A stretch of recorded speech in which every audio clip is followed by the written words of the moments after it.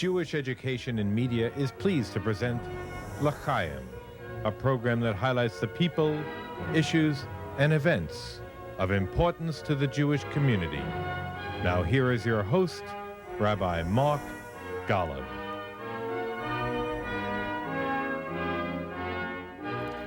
I'm Mark Golub, and one of the areas of life that concerns the Jewish community most is the way in which the next generation is or is not engaged in Jewish life and committed to the state of Israel, the Jewish future.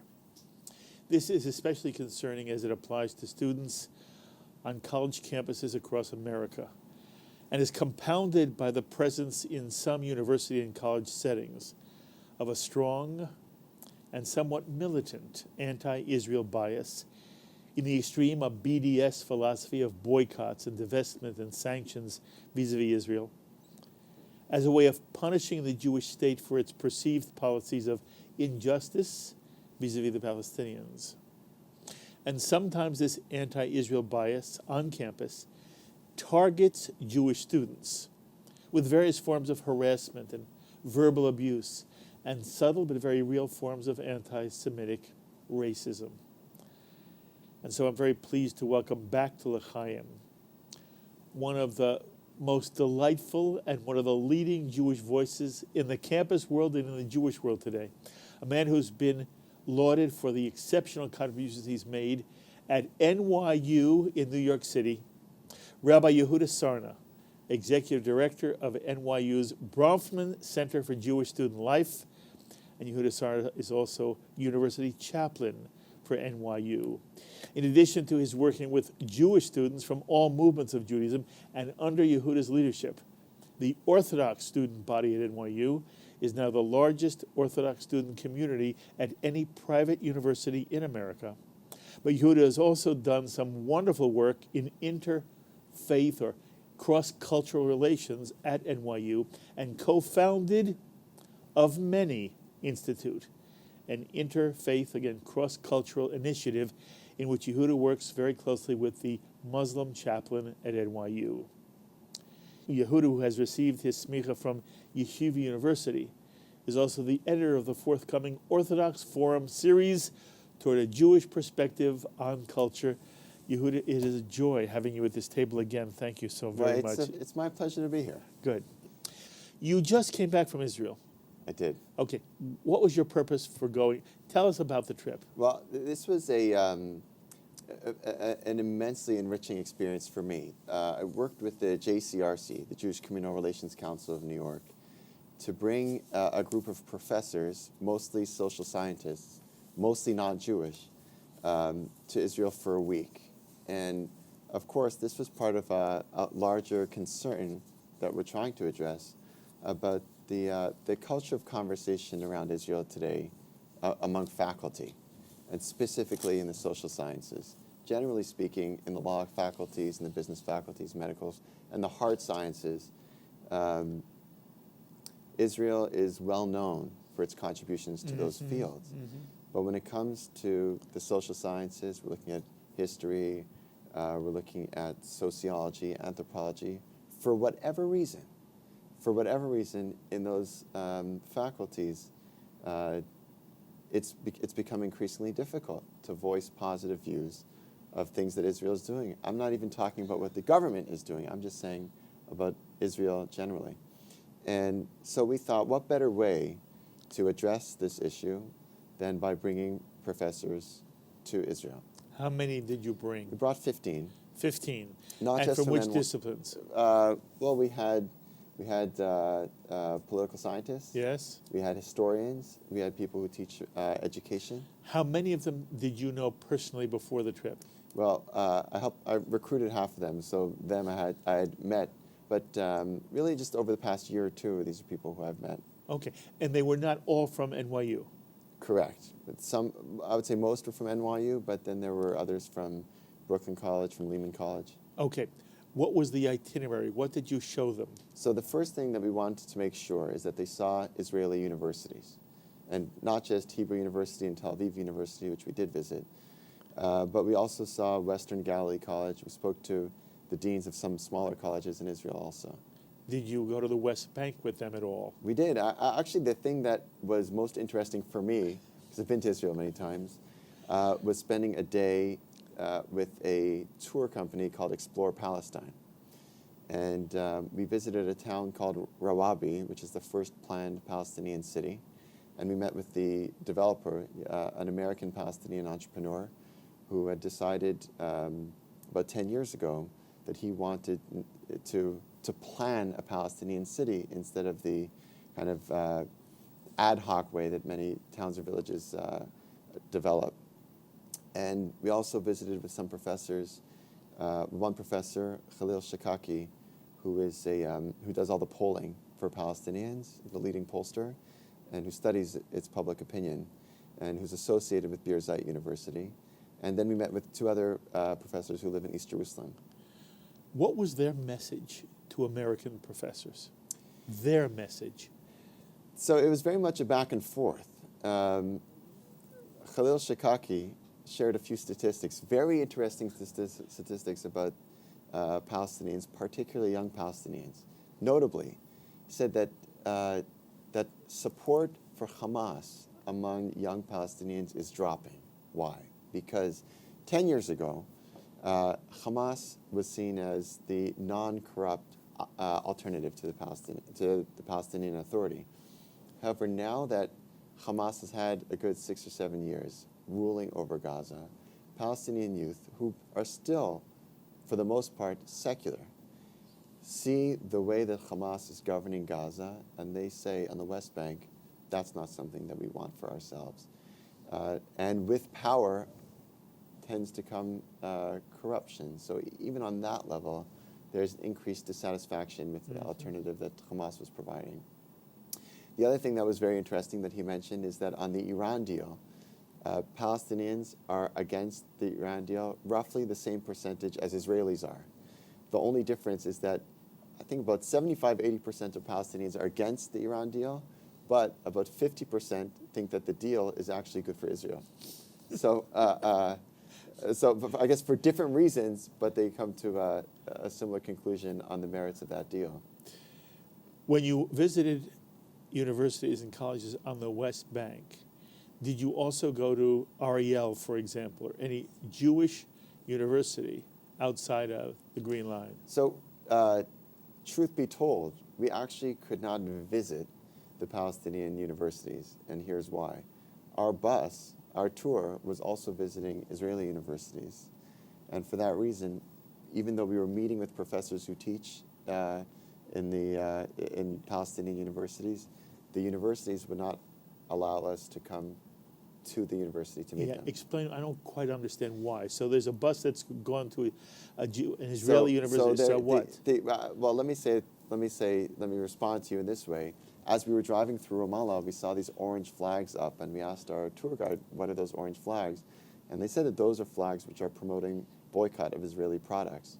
And so I think that some of the universities on the West Bank have difficulty collaborating with groups, welcoming groups who are also kind of doing business in Israel.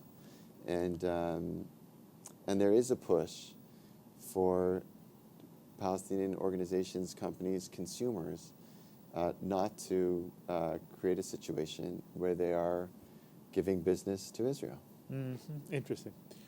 So did you see any movement of attitude among the American professors, these 15 professors you brought with you to Israel, because they saw either how Israeli universities operate or any aspect of Israeli life? There are a few things that the professors took note of. One is the culture of critique that exists within Israeli culture. So this was not your regular kind of 2 or 3 day, tour, show them Yad Vashem, the Kotel, Masada, and send them home. Right. What we did is we introduced them to some of the people in Israel, some Israelis who are the most bitter critics of the government. And you know what? That felt very familiar to them. And that was something that they could identify. They say, we have many criticisms of the American government as Americans, whether they're Republican or Democrat, still we treasure the right to be able to criticize. And so seeing voices like that, counterparts on the Israeli side, made them feel like they can, like they have enabled them to feel an identification with Israeli culture. Second, I think that the thing that they took note of was the way Israeli universities cater both to Jews and to Arabs. Particularly when we visited Western Galilee College, which frankly I'd never visited, I never knew anything about. But here's a school which is about evenly 50-50 Jewish and Arab. Many of the people who are students in that college are the first person in their family to get a college degree. They're working on training the professors so that they have at least a basic Arabic, so that Arabs who are coming to the school who have difficulty for whatever reason in Hebrew have access to communicate in their first language. So that was enormously inspiring, especially for professors who teach in the CUNY system, who are teaching students, who are also one of the first in their family to go to college. They said, you know what, we understand Israel in a different way. The third thing I would say that stuck with them was the way Israeli universities are trying to forge relationships either with Palestinians counterparts or with Jordanian counterparts or with others, but because of boycott pressure, I have immense difficulty doing that. So you do hope that these professors come back to America with a different, not only perspective on Israel, but a different philosophy of Israel. Yes? They may not think differently of the Israeli government. They think very differently about Israel. And that's the goal? I would say that's the goal. Yeah. Well, good for you.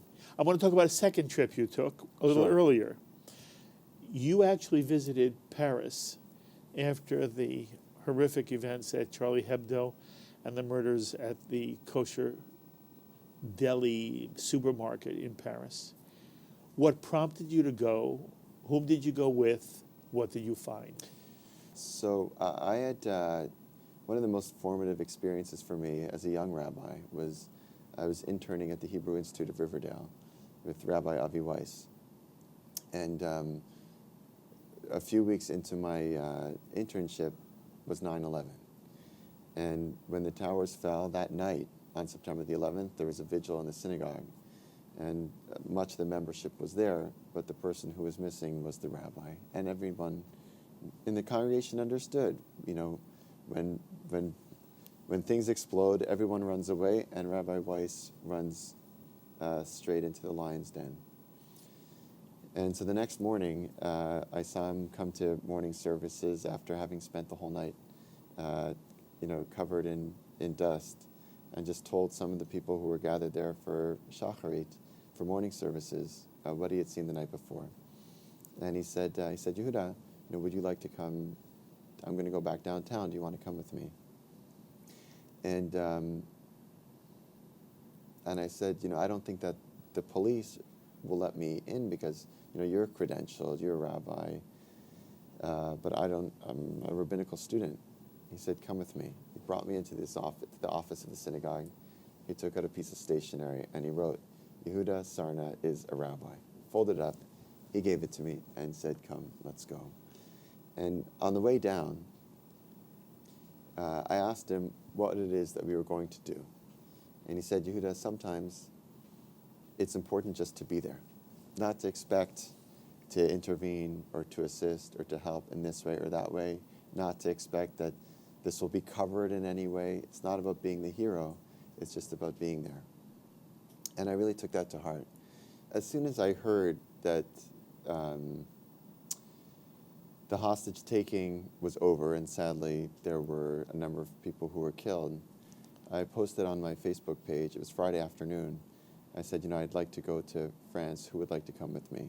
And within the hour, I had a flood of Facebook responses, and I decided that we really have to go to show French Jewry, to show France, if you will, that American Jews care deeply about what happens to French Jewry, and frankly what happens in the French Republic. I was able to gather a group of NYU alumni. Alumni, one of whom was from Paris. So she spoke French. She knew the city really well. I speak a little bit of French, but she's as her first language. And there were about 5 other rabbis who also independently decided to join us. They knew you were going. They knew I was going. And I was very grateful when I sent out an email to our listserv asking for support. There was an outpouring. And because of that, I was able to help facilitate this kind of delegation of about 10 people going. And Rabbi Weiss ended up changing his plans and joined us in Paris. So here are the main highlights of the trip. We in fact went to 3 different schools. One is a Lubavitch school, another one was a secular Zionist school, and a third was a Lithuanian-style yeshiva.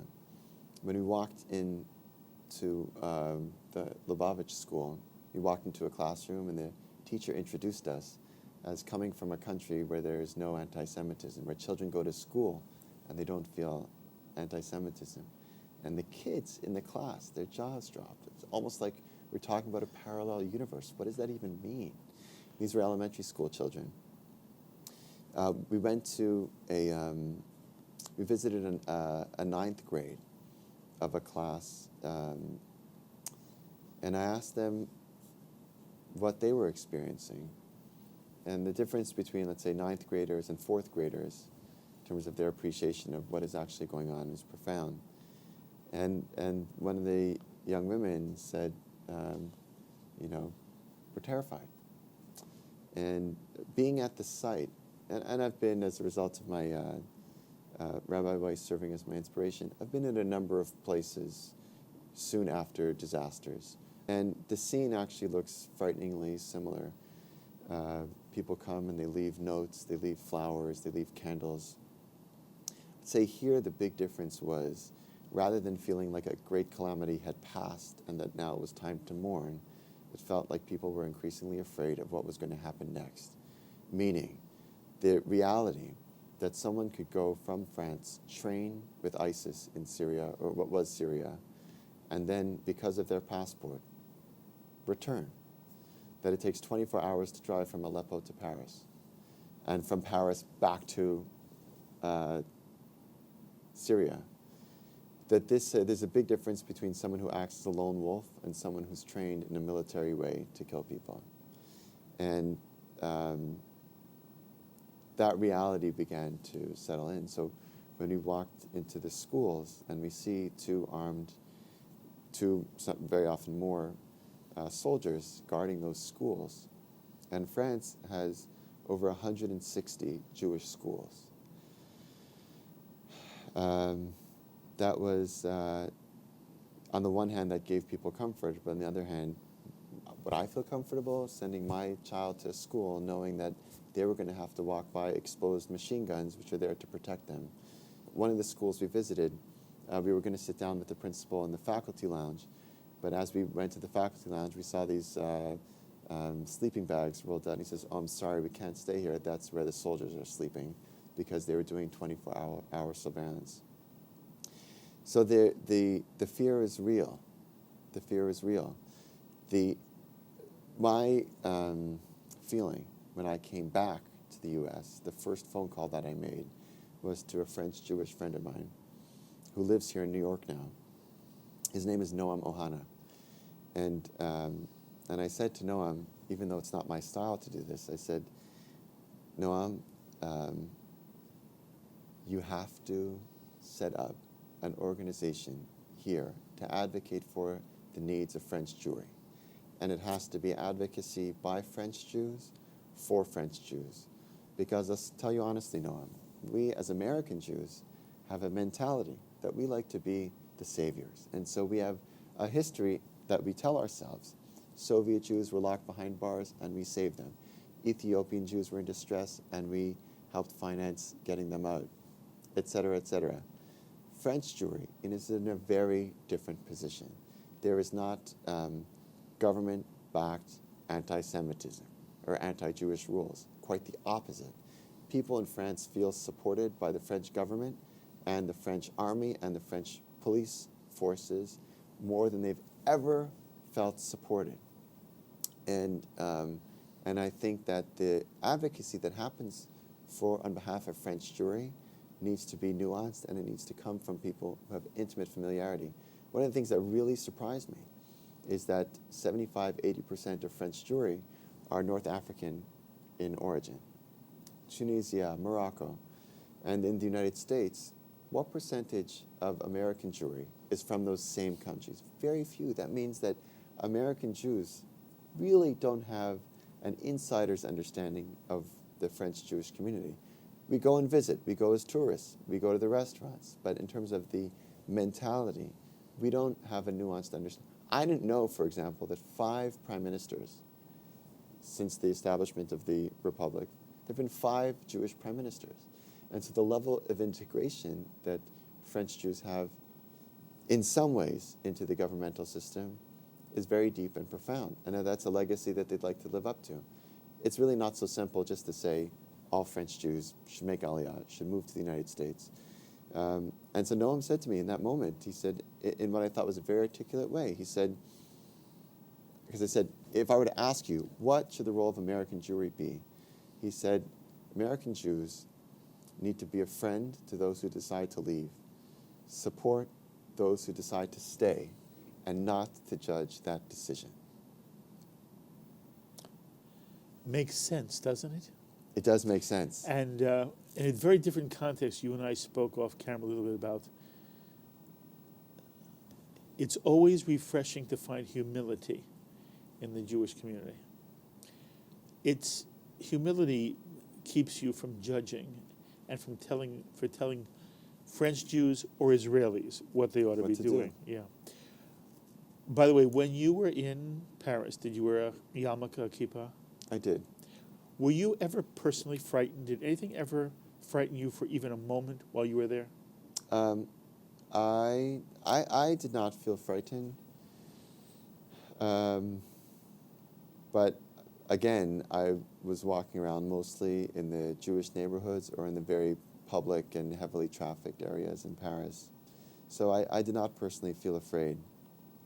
But I do understand why people would. I mean, and this has nothing to do with how proud you are or how religious Absolutely. you are.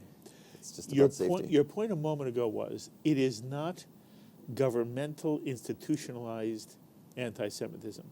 What we hear a lot about is that the large influx of more extreme Muslims who come into Europe, especially into France, have an anti-Israel, anti-Jewish bias, certainly an anti-Israel bias, and that it has in some way fomented an anti-Semitism.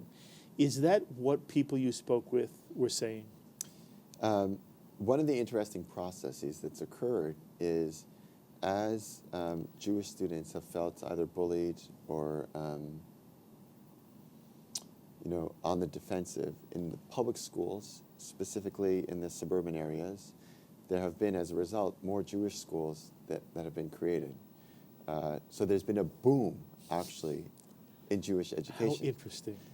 Now, one of the negative outcomes of this, of course, there are positives. I'm a big believer in day school education, Jewish education. However, one of the negative outcomes is that there are fewer relationships between Jews and Muslims. Mm-hmm. And, the data shows that as soon as you have one friend who's a member of another group, you tend to have a more favorable perspective of that entire group, justified or not. But one friend makes a difference. One relationship makes a difference. And so the Jewish communities and Muslim communities have actually been pulled somewhat apart. And again, if my child were in a school where they were getting beat up, I would probably take them out of that school as well. But this has been a process that's been occurring. One of the most inspiring things, however, that we saw was Jewish and Muslim religious leaders coming together in response to what had occurred. And what had occurred was not just the Hyper Kasher shooting. That was, of course, a very big deal. And not just the Charlie Hebdo. That was, those were highly publicized. But as a result, and in a backlash, there were also mosques that were shot at. No one was killed. However, those are attacks. That would frighten me if my synagogue was shot at. And those things were not covered. And there was also a Jewish response to stand with her, to show solidarity to Muslims who were experiencing the harsh backlash. So one of the most inspiring things was going to a 6th anniversary party of the founding of an organization called Coexiste, which, as you can imagine, means coexistence, which is a youth movement. It's people, in their teens, 20s, who are working to create a greater sense of interfaith understanding. And this group has grown by leaps and bounds. They've secured grants from different French government ministries, from some United Nations agencies, also from the United States.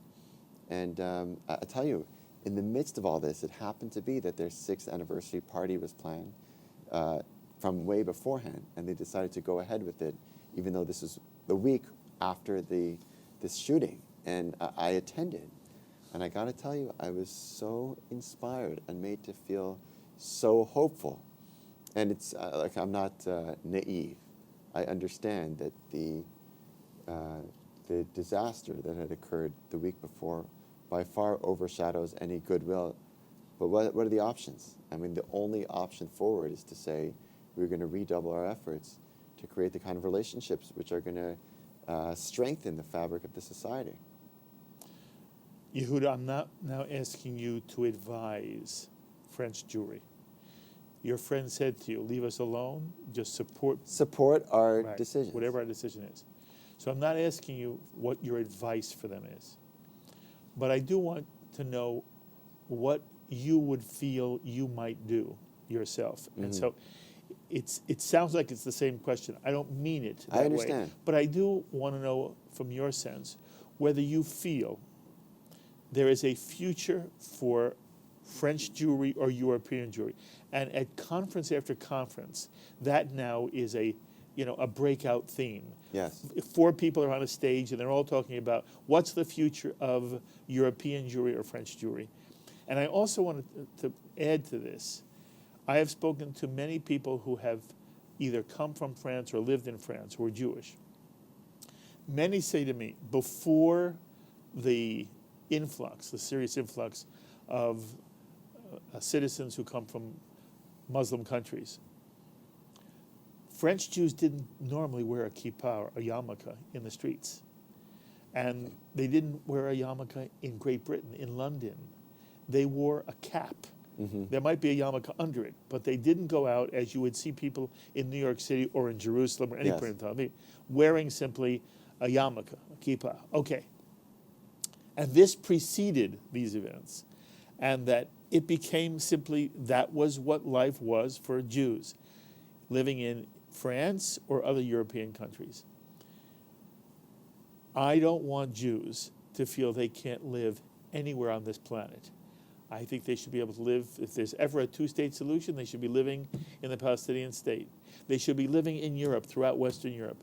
And if there's a rise of anti-Semitism, and there obviously is, then I want the Jewish world to be lobbying the governments of those European countries to clamp down on it, not to say to the Jews of that country, well, now you should get up and either make Aliyah or come to Israel. And I am thrilled with any Jew who, for positive reasons, wants to live in the state of Israel, wants to make Aliyah. But I don't want Jews to run to Israel, not because they want to be there, because they think they're escaping some kind of Jewish persecution, some subtle revival of the Shoah. Now, that's my perspective. Mm-hmm. But you were just there, and you were there at a very critical moment in the history of French Jewry and the history of Europe. What's your perspective? Mm-hmm. Well, I'm going to stick to my word as an American Jew, yes, not determining. But I would say that if I were there and if I had my family there, if I didn't feel like I could send my children to school safely, then I would probably consider my options of where I could go. You might leave. I might leave. You might leave. I might leave. And you understand my saying that in and of itself is a Jewish tragedy. I don't want Jews run off. The French Prime Minister said, France without the Jews is not France. Yes. I think we as a Jewish community need to think through whether global Jewry without French Jewry is still Jewry. Interesting. Good for you. Okay, topic 3. Okay. You heard the open. The Jewish community is very, very concerned about what's happening on college campuses. The last time you sat at this table, you had some very interesting things to say. You were not overly optimistic about the future of the Jewish college experience.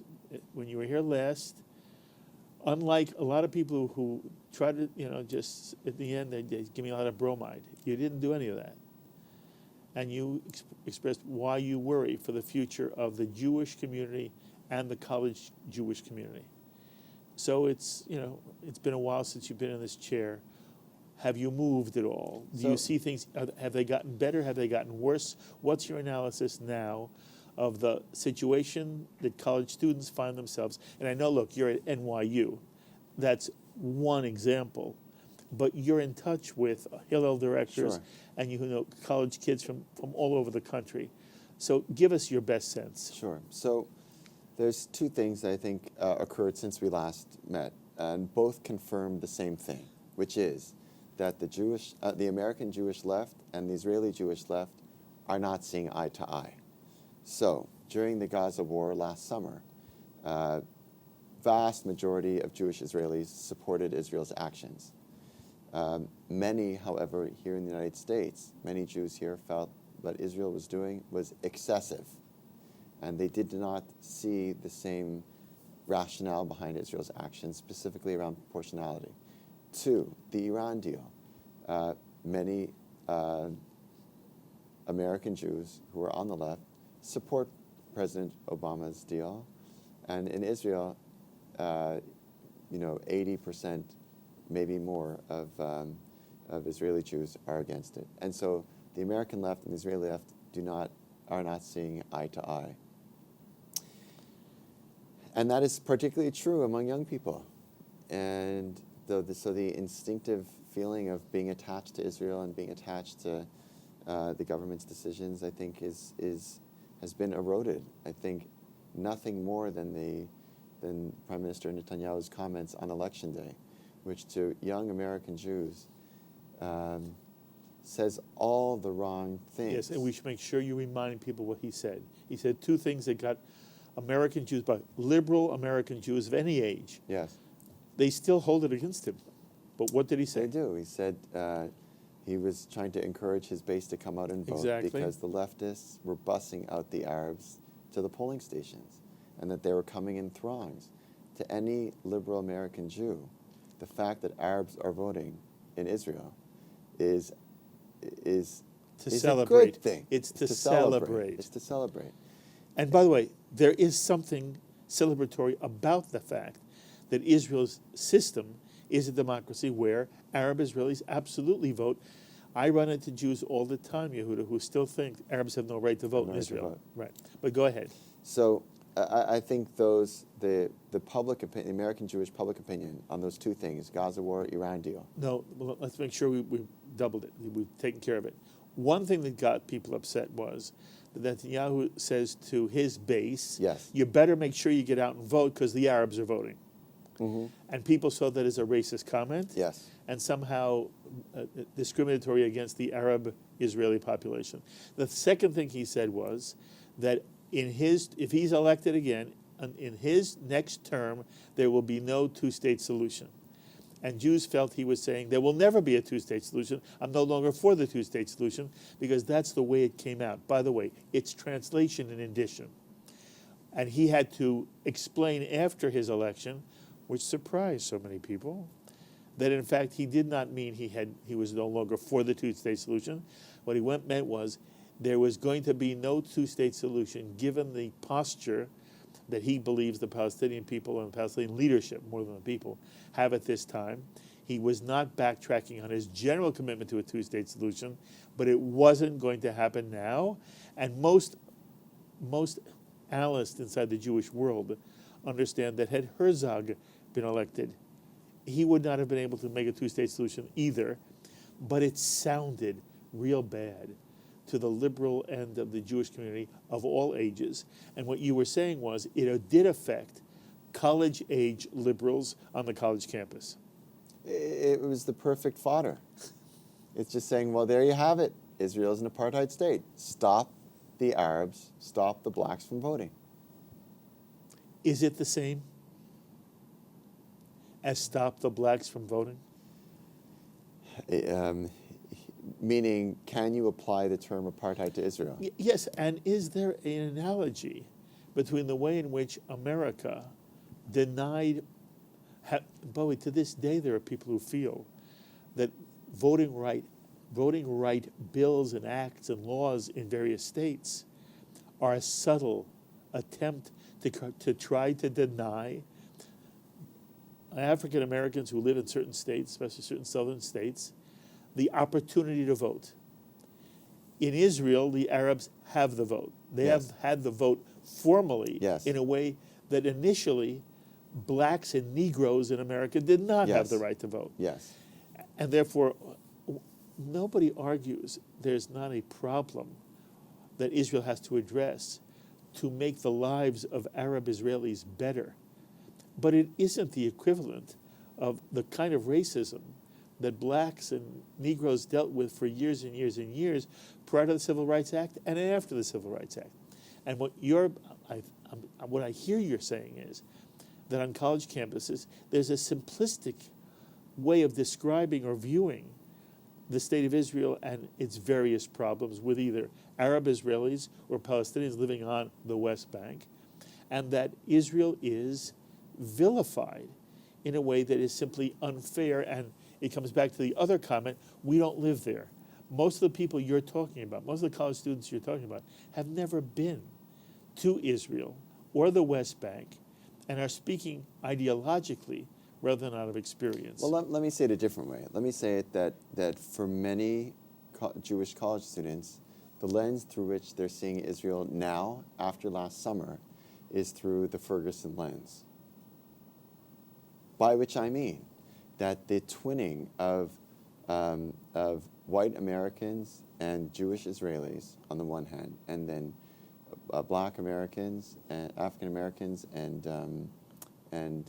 Palestinians. Yes, and it's it's really the way the American police, the white police, is going after unarmed, and defenseless. Police equals IDF. Yes. Right? So that has dominated the Interesting, discourse. very and interesting. So there's so for example, when we were in Israel with the professors, there was a segment on Reshet Bet, Channel 2 in Israel, where an Israeli interviewer came to New York and met with college students and graduate students and activists. The title was Jewish Boycotts of Israel. And so they met with 2 NYU law school students and asked them, do you think Jews have a right to a state of our own? I'm Israeli. Do I have a right to having a Jewish state? And he said, no. He said, are you crazy? That's like saying we want to have a state that's all white. As if he had no idea that you have Israeli Jews, white, brown, black, all different colors, and it's not like it's 95% European Jews of European descent. But in fact, it's Or probably Ashkenazi. Or It's no Ashkenazi, longer period. Right? no. It's so there's this profound misunderstanding on behalf of young American Jews as to who Israelis actually are, who Jewish people actually are. But it's become very difficult to disabuse people of that notion. And it is a particularly American lens through which they're seeing the relationship between Israelis and Palestinians. Mm-hmm. And because that's not a matter of fact, that's a matter of metaphor, that is something which is very, very difficult to shake. Do Jewish students at NYU ever experience anti-Semitism? I would even take that more broadly. I mean, are there anti-Semitic incidents that are occurring in college campuses? Are there more now than there were 10 years ago? Yes. But what about at NYU? At NYU, there certainly are incidents where people feel like they are being singled out for their Jewish identity. Really? Serious anti-Semitism at NYU? No, not serious. Okay. Yeah. Okay. No, not serious. Have you, as the Jewish clergy, chaplain as well, but you represent the Jewish student movement on NYU's campus. Have you ever experienced anti-Semitism? No, Okay. no. But you know it exists at other colleges. Yes. Well, Okay. let me just put it this way. If one person spray paints a swastika on a Jewish fraternity house or in a university bathroom, even if the person who does that is not of the university in any way, they just walk on and they do that. Because of the way it gets taken up by the Jewish community, that university subsequently becomes branded as an anti-Semitic university. You're not going to be able to control the actions of a random spray painter. We need to focus on building the things that matter and the things that we have control over. So university policies, vibrant Jewish life, those are the things that, developing rich relationships with other campus groups, those are the things that we can invest in. Can you control a spray painter? No, of course not. I don't think you can. And the spray painter shouldn't be a symbol of some kind of overarching anti-Semitic movement. We would know when Jews stop applying to Yale and to Princeton. We'll know that they've become dangerous. As far as I know, that'll be too late. As far as I know, I'm pretty sure most Jewish parents would not take the Yale admissions letter or the Princeton admissions letter and rip it up and throw it in the garbage just because there was a BDS event that occurred at those campuses. Okay. I want you to speak to this a little bit more, and I'm going to try to frame the question in as delicate a fashion as I can. I want to be fair to everybody, but I want you have a rare ability of being unabashedly objective. There are American Jewish parents and grandparents who are really very, very concerned, and they say things like this.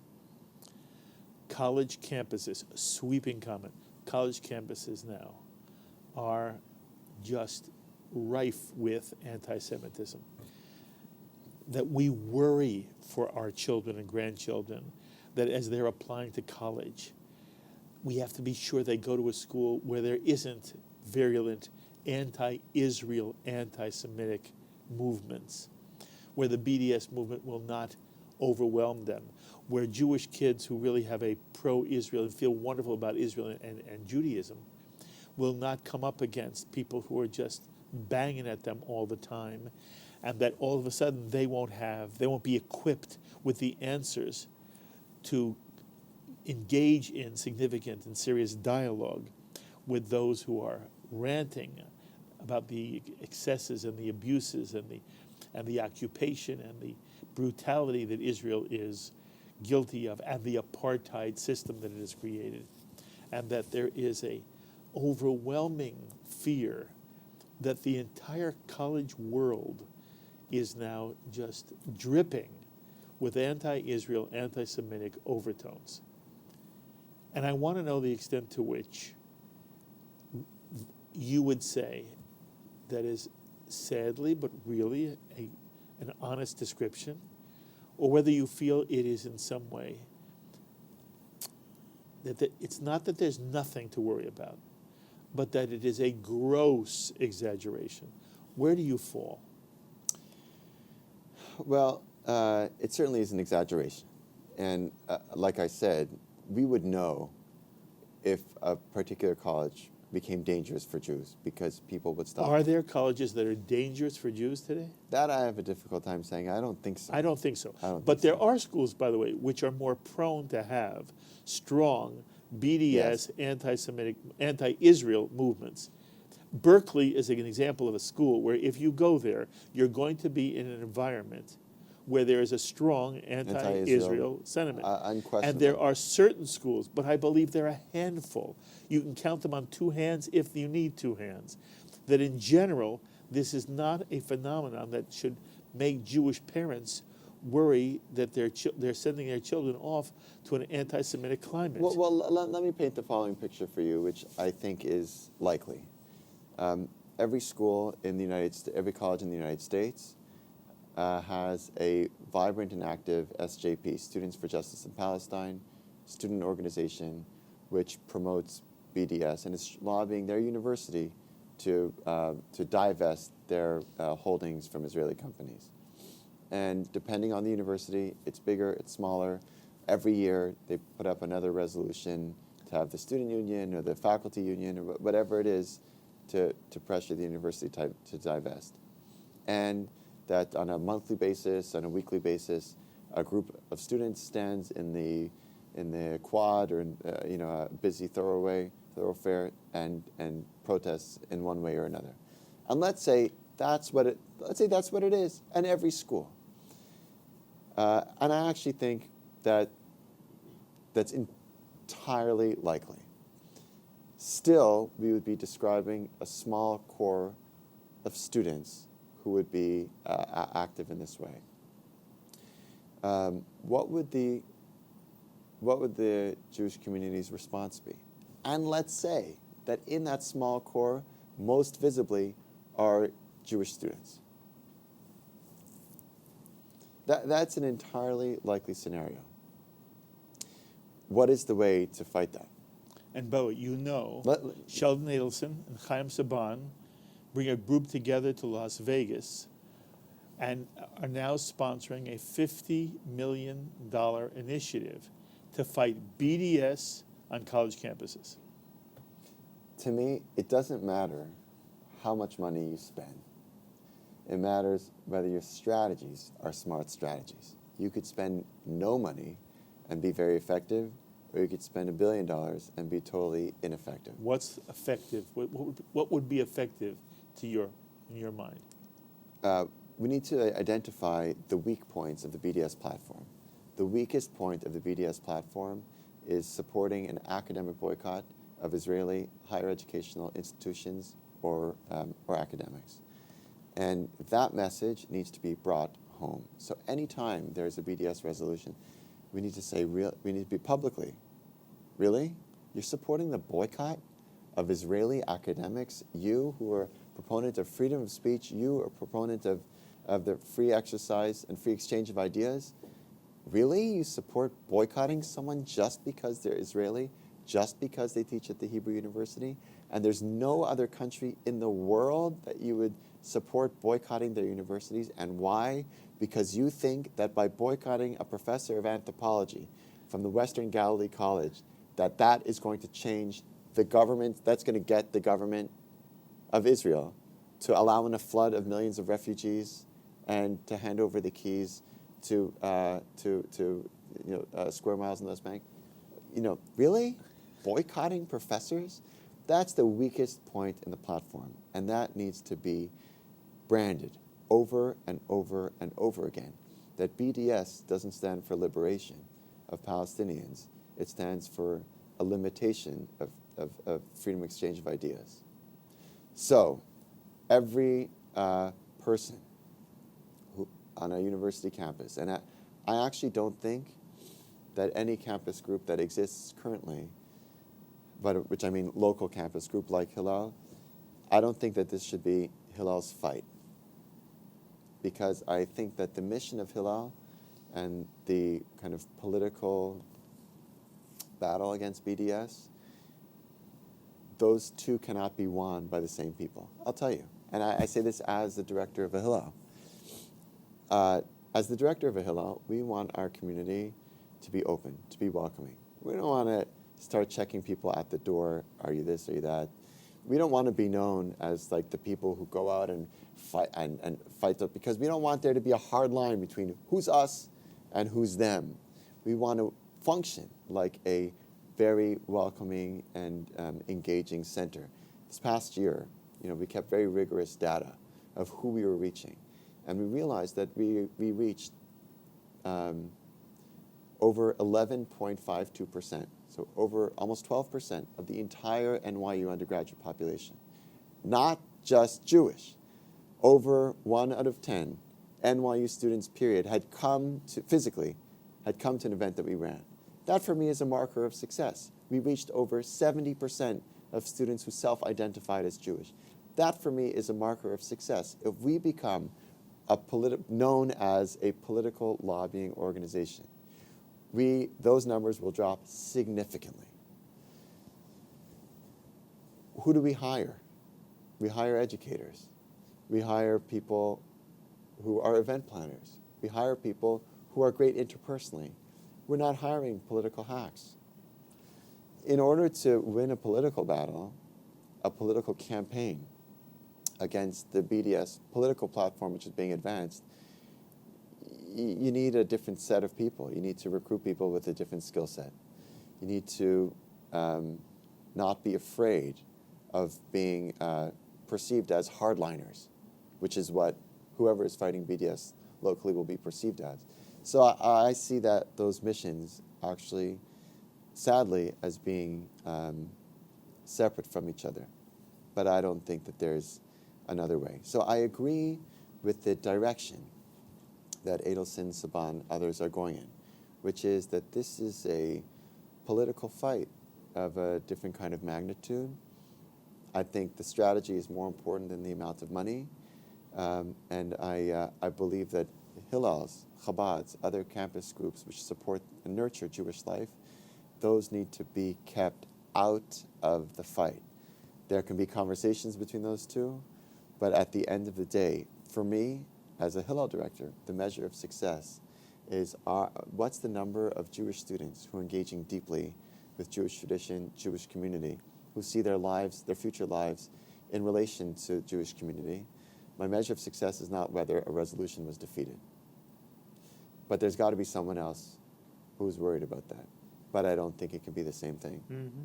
One last question for you. Sure. 70% of self-identifying NYU students have come through your Hillel office. I asked you this the last time you were here. Yes. What do you see now for the future of American Jewry, given the fact that the future is dependent upon the generation of young people that you're dealing with every day? What's your view now? So the key half word that I share with you is self-identified, right? So how did I get that number? The way I got that number is that on their common application, students can apply to college, one application sent out to a bunch of different ones, and they can, if they want to, fill out what religious background they are. Many don't, but many do. So we had actually a very good sample of the first year. So we didn't have all 4 years, we just had the incoming freshman year. And we looked at that data and we said, okay, how many by the end of the year of the 452 self-identified Jewish students in the first year, how many of those had attended? And we realized it was 70%. My worry is about the non-self-identified, right? Right. People who would not put it on their application, or who wouldn't even think of putting it on their application, or if you ask them, they wouldn't say that they're Jewish. They're kind of everything, or nothing, or half, or quarter, or whatever. So I think that the future of our community depends less on us being able to get 100% or a high percentage of people saying, I'm a member, but on raising the percentage of our community who sees themselves as producers of Jewish stuff. Mm-hmm. So if you have 5% or 10% of young people, young Jews, who say, you know what, I see myself as someone who would like to host Shabbat dinners and will invite other people who I know or who I'll meet to join me, or any other Jewish thing, Jewish cultural event or whatever. The more we train people, young people, to be not just consumers of Jewish things, not just to be members of communities, but producers of engaging Jewish experiences, our vitality in the future of American Jewry will be secured through them. Yes, and do you think it's possible? Of course. Of course. Of course. Of course. I'm I'm bullish. Yes. I'm honest. My eyes are open. Yes. We have real challenges, but we're not going to attract the talent. We're not going to attract the talent by being doomsday. We have to present people with a vision. Let me end with this. In France, when I was in France, there were a few rays of hope. One ray of hope came from the vice president of the European Union for Jewish Students. His name was Nathaniel Cohen Solal. And he was the most optimistic one that I met. And I said, why are you optimistic about French Jewry? So he said, I'll tell you why. Because I'm a fighter. You can only be, if you're not a fighter, then you're not going to be optimistic. Because you don't believe that you can change things. Mm-hmm. And if you're not optimistic, you're not going to be a fighter. Yes. So we need more fighters. Not in the military way. Right. We need fighters of creativity. We need fighters of intellectual engagement. We need fighters of in artistic expression. We need fighters in depth of spirituality. We need people who believe that they can change things. We need change makers. The more of those people we can inspire, the more people we can who really believe they can change the world. They can change their community. They can change their friends in the most positive of ways. Those are the people who our future depends on. You're doing it every single day. I am so honored to have you sitting at this table. You've sat here before, by the way. I hope you enjoy it. I love it. And I hope every now and then somebody comes up to you and says, hey, I saw you on JB. Look, I got to tell you, I have a tremendous respect for what you do because I observe that any Jewish organization, institution, media outlet, which attempts to claim the broad middle and to represent different ideas and to maintain the Big Tent and to be pluralistic is under attack in an increasingly polarized environment. And I don't know how you do it, but you keep having different guests on with multiple perspectives, and everyone is civil, and they keep coming back. And they don't say, oh, you had on this person. You might have. I mean, I give you a lot. This is one of the few forums which, in the Jewish community, which is unafraid of bringing people together. So it's a pleasure and a privilege for me to be here. Kol tuv v'hatzlacha, you'll be here often. You're just fabulous. Thank you. Thank you. Good for you. Rabbi Yehuda Sarna, Executive Director of the Bronfman Center for Jewish Student Life at NYU here in New York City. A fabulous person on the Jewish scene who is making a real difference. It's thrilling to be able to share him with you. As always, I invite you to be in touch with me with any thoughts or comments you may have to any of the ideas you heard on this edition of L'Chaim. Please email me, write me, post on our Facebook page, or tweet me. It really means so much to me when I get your feedback. I look forward to hearing from many of you. Until the next time, I'm Mark Golub. L'Chaim, my friends, to life.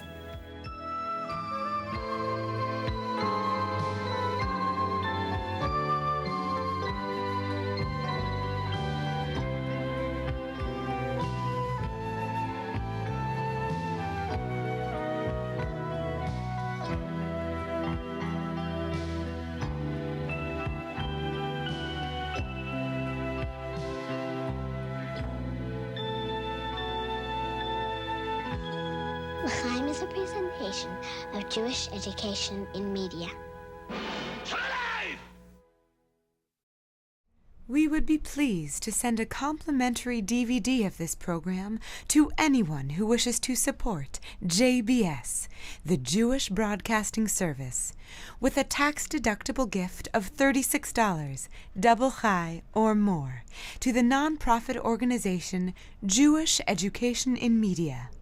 Simply visit the JBS homepage and click on the Donate button to make a donation by PayPal or your credit card. And please indicate the program for which you would like a DVD. Or you can send your tax-deductible check made out to GEM, Post Office Box 180, Riverdale Station, Bronx, New York 10471. And again, please remember to indicate which program you would like to receive with our compliments. And we thank you for your kind support.